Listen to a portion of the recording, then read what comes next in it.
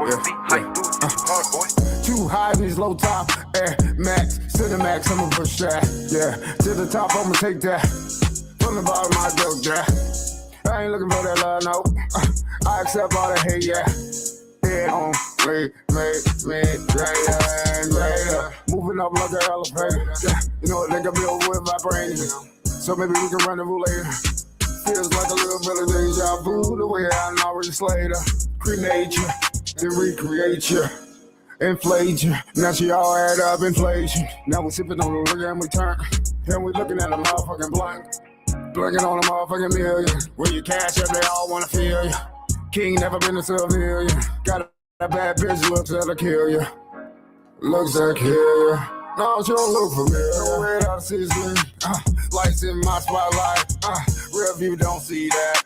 Drop an 80 and a 35. Standing on the edge, ready to jump. Taking risks like I know what I want. I'm still flying in the fly zone. I got up and did it on my own. No red out of season. Lights in my spotlight. Real view don't see that. Drop an 80 and a 35. Standing on the edge, ready to jump. Taking risks like I know what I want. I'm still flying in the fly zone. I got up and did it on my own. Got her dressing for me, she impressive. Left her right when she left her impression. Yeah, she meet you will make her confession. That she likes to sip, burn, then wind down with your body. Come and see that coochie, come and do that booty. Got me feeling like Tony. No red out of seasoning. Lights in my spotlight. Real view don't see that. Drop an 80 and a 35. Standing on the edge, ready to jump. Taking risks like I know what I want. I'm still flying in no fly zone. I got up and did it on my own.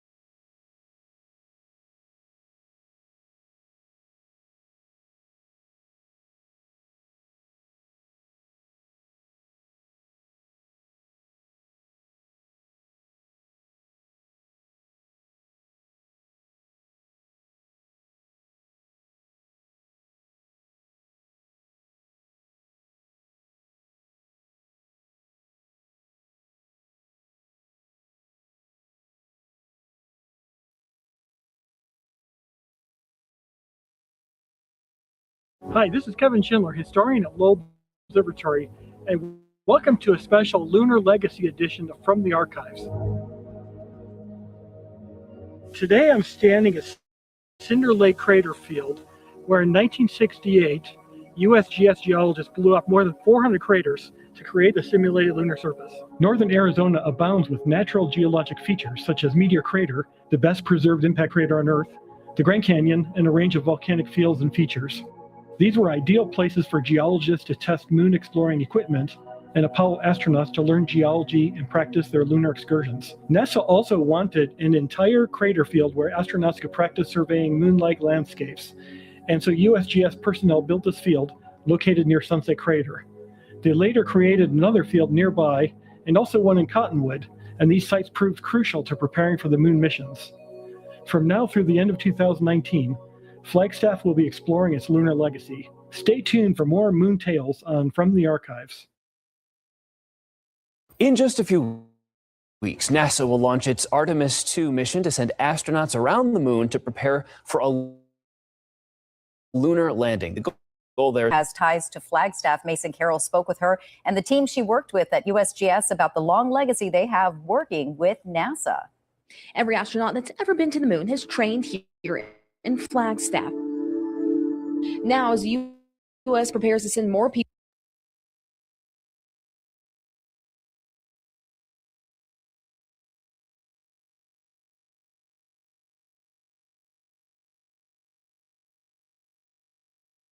Just a few weeks, NASA will launch its Artemis 2 mission to send astronauts around the moon to prepare for a lunar landing. The goal there is to put people back on the moon sometime next year. And there is a candidate who has ties to Flagstaff. Mason Carroll spoke with her and the team she worked with at USGS about the long legacy they have working with NASA.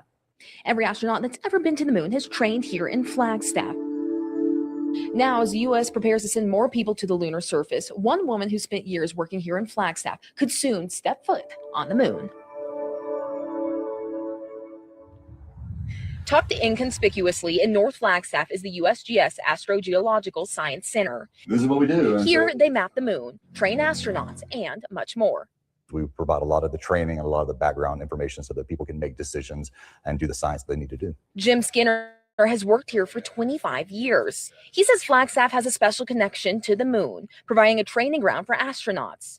And one of the last people to set foot on the moon, Jack Schmidt, worked here. Jack was a really instrumental person in getting NASA to understand the geology lexicon and what it means to do geology on another body. Now, more than 50 years later since the last manned mission to the moon, NASA is preparing for the Artemis 3 mission, which is set to return humans to the moon as soon as fall of 2027. It's such an honor to, be a part of Flagstaff's lunar legacy and continue that legacy as we return to the moon. Lauren Edgar is one of the 10 astronaut candidates for the Artemis missions. She worked with Skinner at USGS and Flagstaff for over a decade, helping with missions like the Mars Exploration Rovers and Curiosity rover mission. Flagstaff is the perfect place for this kind of training because it sits on a volcanic field, and areas around Sunset Crater mimic the lunar surface. We get to go out in the desert and walk around or drive around in a rover and prep for what that might be like on another planet. And I think those were some really formative moments in my time working at the USGS and being in Flagstaff. Skinner says the USGS office and Flagstaff as a whole takes a lot of pride in the area's connection to space. And now the legacy Edgar is carrying on. I mean, it almost makes me want to hear, we're here for her, we're here for her crew as they go through these experiences. We will do what we need to do to support her and them. Reporting in Flagstaff, Mason Carroll for Arizona's Family.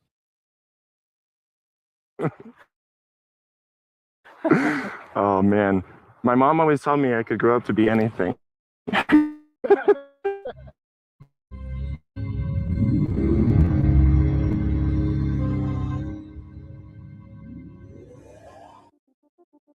If you thought this was just another picture of the moon, then you'd actually be wrong.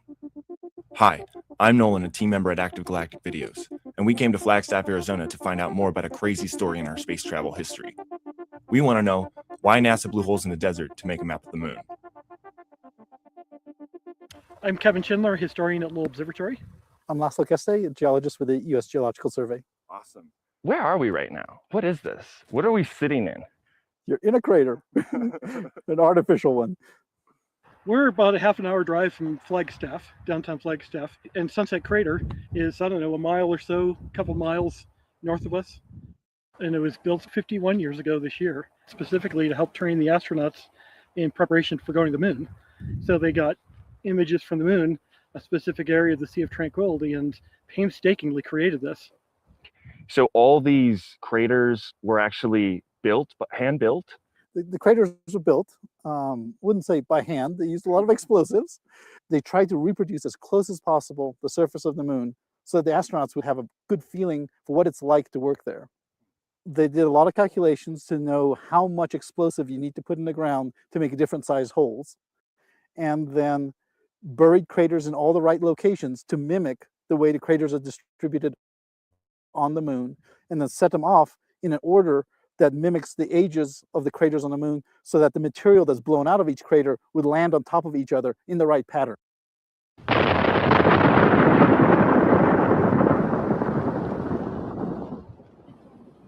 Sounds crazy. That sounds ridiculous that, the scientists are like, we should just blow up the ground. Like, why? Why did they do this? So there's no place on Earth that has small impact craters. And that's because we have a good thick atmosphere that stops the smaller ones. And also the surface is very geologically active, so it erases small craters quickly. And so the only way to get a surface that really looked like the moon is to create it artificially. There are a couple of differences because the way the craters are formed on the moon is an impact, something hitting it from space and then splashing out. And these were created by burying explosives and blowing out but it still had enough of the same effect. The craters still look the same. What was the main advantage, you think, of having this life-size atlas of the moon? So there's a lot of little practical details that you learn by actually trying to work in the field as opposed to just thinking about it. Having live TV was originally considered to be difficult, risky, not worth the effort because it's new technology, potentially would fail and be embarrassing and so forth. So they started doing the tests out here without live TV. And it turned out you couldn't keep track of what the astronauts were doing just by talking. That radio communication just wasn't giving enough awareness for the people back in the simulated Houston to keep track of what's going on. And it became a safety issue. And so they decided it was absolutely essential to have live TV. It also allowed us to see the first steps on the moon live. It also enabled the science team on Earth to talk to the scientists and to the astronauts and understand what they're doing and interact with them much more efficiently. It enabled all kinds of other things. It wouldn't have been clear how necessary that was if they didn't do these kinds of tests. You can get your phone and look at the satellite imaging, and you can see these craters. And if you did an aerial view and then compared the aerial view to the same area on the moon, it's still going to look fairly similar, except there's trees and bushes growing in here. That's going to be a big difference. Wow. And that's something that several of the astronauts have commented on. They said coming to northern Arizona is when they really got it with geology. Because sitting in the classroom looking at rocks or pictures is one thing, but being able to stand in the middle of a landscape and understand how it was formed by looking at it made a big difference for them. And that's when they really understood the value of learning geology. I mean, one of the things that's really striking is how different the Earth is from the moon. I mean, all these plants have popped up so fast. There are things that still really hit you so much better walking around on foot and seeing with your own eyes than looking at a computer simulation, because now we can make amazing simulations of what it's like on the surface of the moon. But that whole effect of when you're slightly elevated or looking at an image from above, you can see all these craters.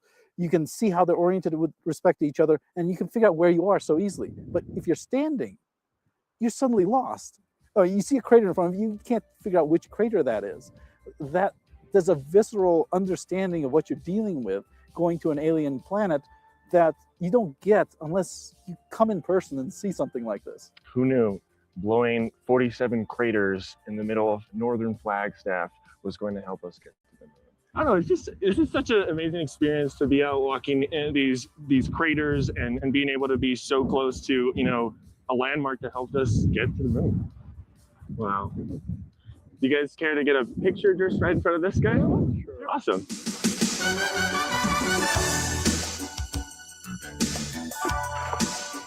Hope you enjoyed our video at the Cinder Lake Crater Field. Special shout out to Laszlo Ketze and Kevin Schindler for helping us out. As always, I'm Nolan, and thanks for watching.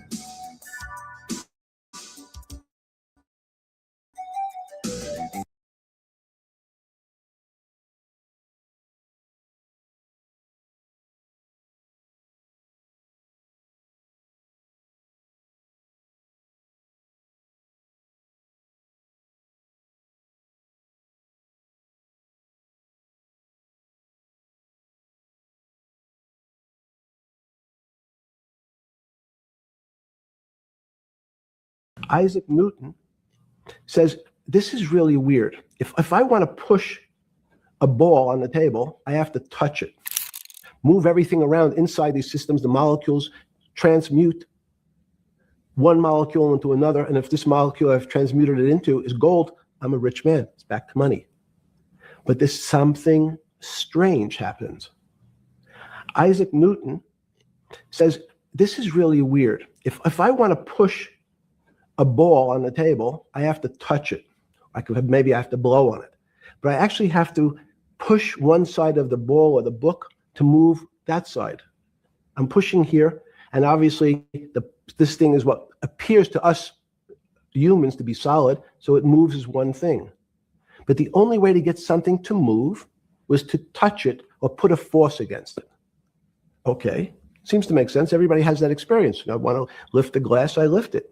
If I want to push a ball, I push it. If I want to pull a ball, I pull it. But he recognized when the ball fell off the table, it went in a different direction. How's that possible? Nobody pushed the ball down. And he said, this is crazy. Why did the ball go down? I didn't push it. I just let it go. So someone's pushing the ball, because I know that I am confident that the only thing that gets something to move is with a force that pushes. So there's a force that's pushing the ball down. In fact, he called it gravity. He measured how fast it was pulled, but never was able to explain why it happened. How is it? What is gravity? It's this, everybody says, well, why did the ball fall to the ground? Because gravity took it. But what's gravity? That's, as Feynman would say. But just generally, Epstein was interested in the most fundamental source for my research on Epstein is Eric Weinstein. Eric Weinstein has done a lot to expose Epstein's interest in anti-gravity.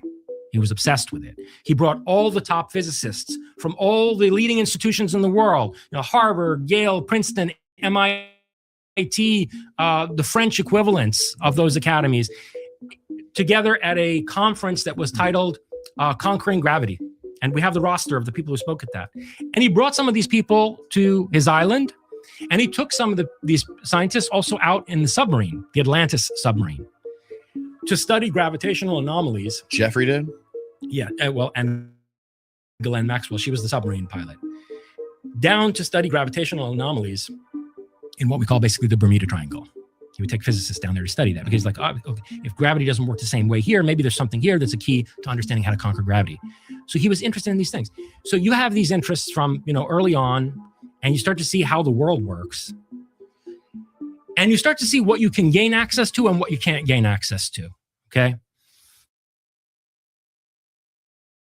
Welcome to the 21st century. The Earth isn't round anymore because it never was, because it's flat.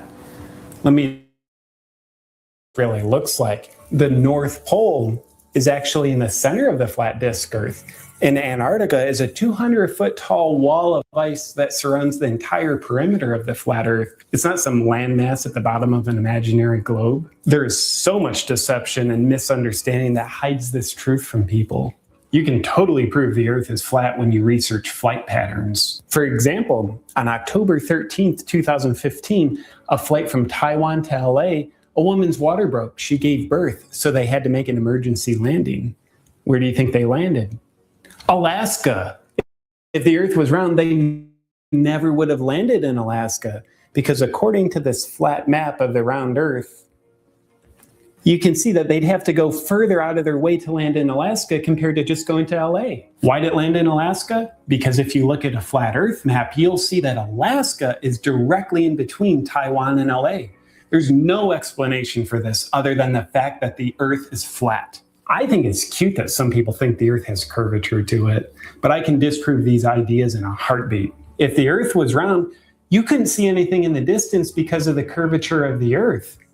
Things would be lower than your eyes. To prove the Earth is flat with no curvature, one time I had my friend Darren take this 2-foot tall red flag 3 miles away. Then I looked at it through high-powered binoculars. I could still see it. If the Earth was round, I never would have been able to see it due to the curvature of the Earth. Just like you see in this drawing here. According to spherical trigonometry, the curve of the Earth is 8 inches squared per mile. So over the course of 3 miles, that's 3 squared, which equals 9, multiplied by 8 inches per mile equals 72. And 72 divided by 12 equals 6 feet. Then 6 feet minus the fact that the flag was 2 feet tall equals 4 feet. So 4 feet is how much lower the top of the flag should have been if the Earth was round. I never should have been able to see it, but I could see it because the Earth is flat. Does that make sense?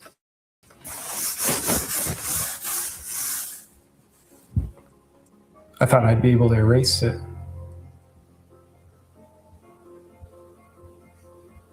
I guess I need new cardboard now. They say the globe is spinning at 1,000 miles an hour, if that were true, we would all fly off. And then they say, well, gravity is what keeps you on. Well, gravity isn't even a real thing, so it's not what keeps you attached to the globe. Gravity is just an anecdotal wet dream of Isaac Newton. You can't even prove that it exists, and that proves that it doesn't exist. Gravity was just a ploy to validate his false theory that the Earth revolves around the sun. And we don't fly off the spinning globe because it's not spinning. And it's not a globe. Don't get me started on Neil deGrasse Tyson. He's an astronomer and astrophysicist who thinks he can just jump on Twitter and use scientific calculations and evidence to prove the Earth is round. I literally feel sorry for him because of how illogical he is. First of all, Neil, I don't even play music. Second of all, you misspelled the word dude. And the fact that you can't even spell simple words correctly completely discredits everything else you've ever said in your whole career. Third of all, you should never trust somebody who capitalizes the third letter in his second last name while uncapitalizing the first letter. He's a Freemason. I'll set you straight on this. The sun and the moon are the same size. The sun isn't 93 million miles away and 400 times bigger than the moon. They look the same size because they are the same size. It's the ultimate trickery. Wrap your head around that. The moon is actually a self-illuminating translucent disk, not even made out of solid matter. And I'm offended if you think we ever actually landed on the moon. Magellan allegedly sailed around the world, circumnavigating it, if you will. He was going in a giant circle the whole time, not going around the globe. From 1519 to 1521, the stupid son of a bitch was making a giant left-handed turn the whole time he was sailing. That's what made him think he was going around the world. He didn't even know how to sail in a straight line. That doesn't sound like a very good sailor to me. The only argument is to cross off the word not. So their theory that the flat earth theory is an incorrect theory is in reality easily disprovable. Think about it. The earth is not flat. The subconscious mind doesn't pick up negatives. So what round earthers are actually telling us is that the earth is flat. Checkmate, round earthers. Pictures of the Earth from space are fabricated by NASA. They're full of irregularities because they keep trying to change how they want you to think the Earth looks. Look at these two alleged pictures of the Earth from space. They're completely different. Like, do they just think I'm so dumb that I wouldn't notice the irregularities? These photos are frauds put out by NASA. What's most wrong in this world is NASA, Copernicus, Galileo, and all their heliocentric propaganda. Copernicus was a Freemason, and so is everybody at NASA. And Freemasons want to keep you completely in the dark about what the true shape of the world is. Why would they want to fool you into thinking the Earth is round? I don't know. And that's why it's so scary. Be sure to flatten your world by subscribing to my YouTube channel.